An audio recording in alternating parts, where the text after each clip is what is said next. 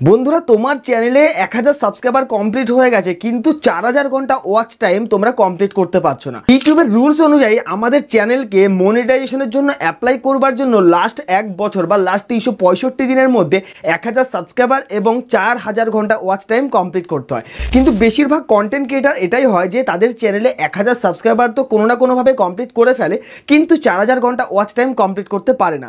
তো আজকের এই ভিডিওতে আমি তোমাদেরকে দেখাবো একটা ভিডিও থেকেই তোমার চ্যানেলে 4000 ঘন্টা ওয়াচ টাইম কমপ্লিট করতে পারবে এবং সম্পূর্ণ অর্গানিকভাবে, কোনো রকম কোনো থার্ড পার্টি অ্যাপস ব্যবহার করতে হবে না, কিচ্ছু করতে হবে না, সম্পূর্ণ ইউটিউবটাকেই ব্যবহার করবে এবং ইউটিউব ব্যবহার করে আমাদের চ্যানেলে আমরা 4000 ঘন্টা ওয়াচ টাইম কমপ্লিট করতে পারবো।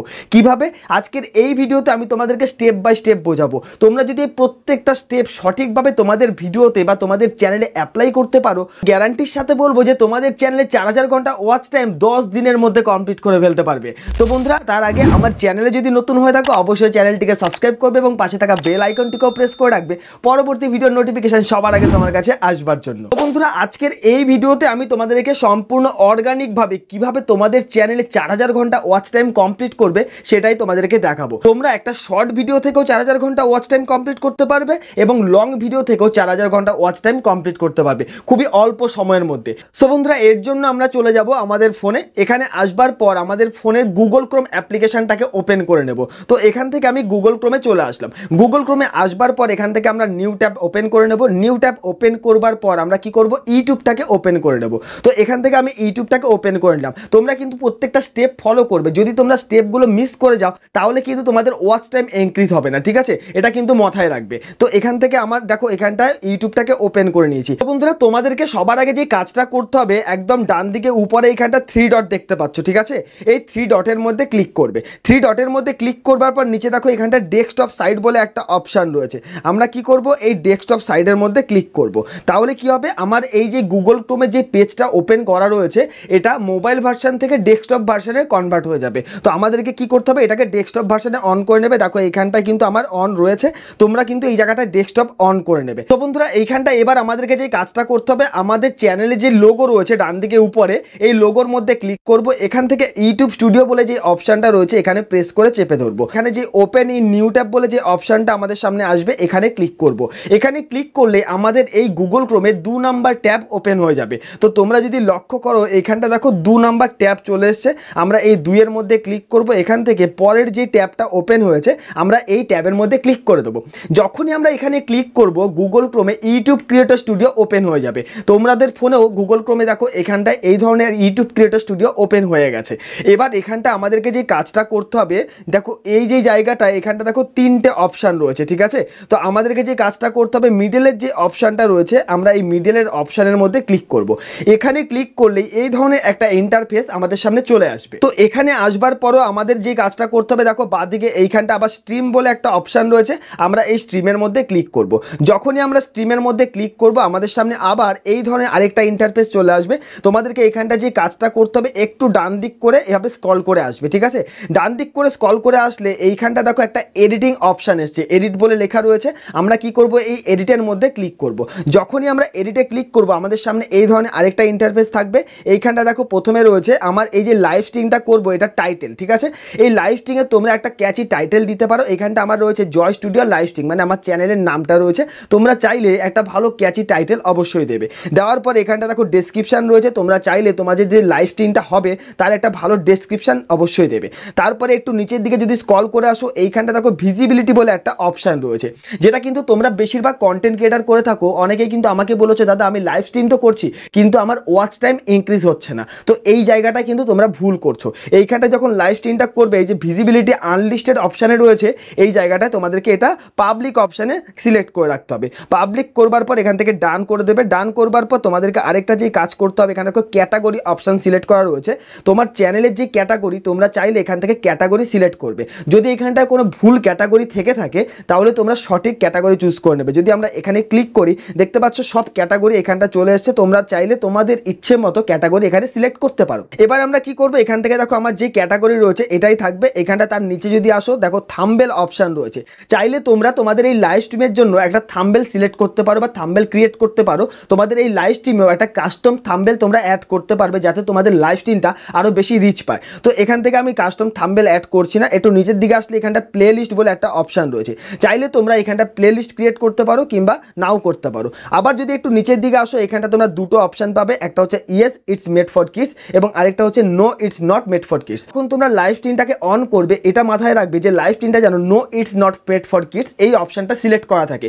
যদি তোমরা উপরের অপশানটাকে সিলেক্ট করে রাখো তাহলে কিন্তু তোমাদের ভিডিওতে বা তোমাদের লাইভ স্ট্রিমে একদমই ভিউজ কম আসবে, কারণ শুধুমাত্র বাচ্চাদের সামনে কিন্তু তোমাদের লাইভ স্ট্রিমটা যাবে। তো বন্ধুরা একটু নিচের দিকে আসলে এখানে তোমরা অল্টারেট কন্টেন্ট বলে একটা অপশান পাবে। এখান থেকে তোমরা যদি এআই এর মাধ্যমে কোনো ভিডিও প্লে করে থাকো তোমাদের লাইভ স্ট্রিমে তাহলে তোমরা এখান থেকে ইয়েস করবে, আর যদি এআই ফিচার্স ব্যবহার না করে থাকো বা কোনো এআই ভিডিও ব্যবহার না করে থাকো তাহলে এইখানটায় নো অপশানটাকে সিলেক্ট করবে। তো আমরা এখানটা এগুলো দেওয়ার পর কি করব, এখান থেকে সেভ অপশানে ক্লিক করে দেবো। সেভ অপশানে ক্লিক করবার পর আমরা আরেকটু ডান দিকে স্ক্রল করে আসবো। এখানে আসলে তোমরা দেখো এই জায়গাটায় কয়েকটা লিঙ্ক রয়েছে, দেখতে পাচ্ছ এখানটা কয়েকটা লিঙ্ক রয়েছে। তো আমাদেরকে যে কাজটা করতে হবে, সেকেন্ড যে লিঙ্কটা রয়েছে দেখো এই যে লিঙ্কটা এখানটায় রয়েছে এই 2 নাম্বার, তো আমরা কি করব এই লিঙ্কটাকে কপি করে নেবো। দেখো এখানটা লেখা রয়েছে স্ট্রিম ইউআরএল, তো এখান থেকে কপি করে নিলাম। কপি করবার পর আমাদের একটা অ্যাপ্লিকেশনের প্রয়োজন হবে যেটা হচ্ছে লাইভ স্ট্রিম, ঠিক আছে, যেটা তোমরা প্লে স্টোরে একদম ফ্রিতে পেয়ে যাবে। প্লে স্টোরে আসবে, এখান থেকে সার্চ বাটনে যাবে, এখানটা সার্চে গিয়ে তোমরা সার্চ করবে লাইভ স্ট্রিম। তো লাইভ স্ট্রিম বলে যখনই সার্চ করবে দেখো এই যে লাইভ স্ট্রিমের অ্যাপ্লিকেশনটা রয়েছে এই অ্যাপ্লিকেশনটা তোমাদেরকে ডাউনলোড করে নিতে হবে। এটা কিন্তু ইউটিউবেরই একটা অ্যাপ্লিকেশন, কোনো চিন্তার কিছু নেই, থার্ড পার্টি অ্যাপ্লিকেশন নয়। তো এটাকে লাইভ স্ট্রিম অন করে নেবে। লাইভ স্ট্রিম অন করবার পর এটাকে কি করবে, ওপেন করে নেবে, ঠিক আছে।